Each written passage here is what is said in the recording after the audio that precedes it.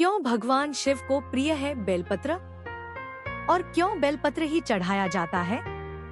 तो आइए जानते हैं। पौराणिक कथा से देवों के देव महादेव की महिमा निराली है।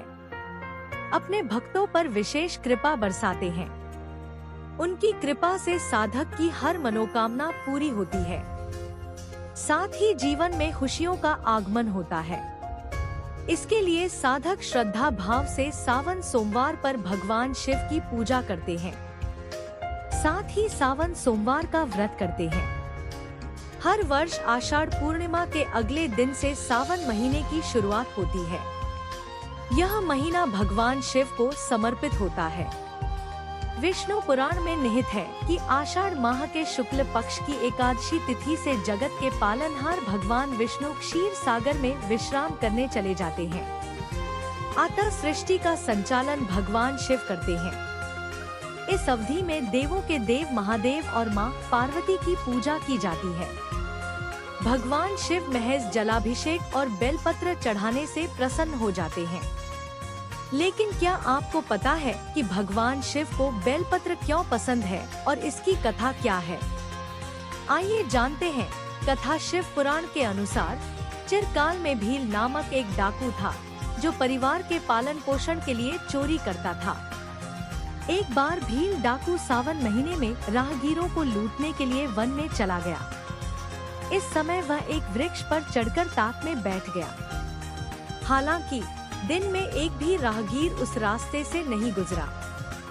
भील डाकू संध्याकाल तक राहगीरों की प्रतीक्षा करता रहा। शाम होने के बाद भी कोई नहीं आया। यह देख भील डाकू सोचा, शायद किसी ने उसे आते देख लिया है, इसके लिए देर से राहगीर गुजरेगा। कुछ देर और सोचकर रात्रि के प्रथम पहर तक पेड़ पर बैठा रहा। इसके बाद उसे समझ आया कि शायद अब कोई नहीं आएगा। हालांकि रात हो गई थी। यह सोच वह पेड़ से नहीं उतरा कि नीचे कोई हिंसक जानवर हो सकता है। वह पेड़ पर ही बैठ रहा। भूख प्यास के चलते भील डाकू को नींद भी नहीं आ रही थी। वह इधर उधर देख पेड़ के पत्ते तोड़ तोड़ कर नीचे फेंकने लगे।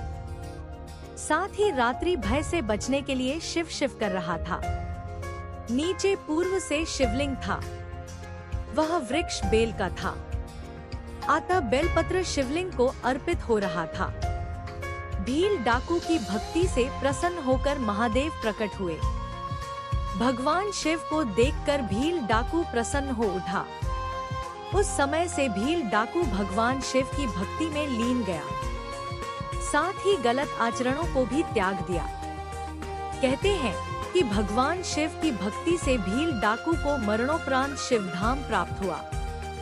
कालांतर से पूजा के समय भगवान शिव को बेलपत्र चढ़ाया जाता है।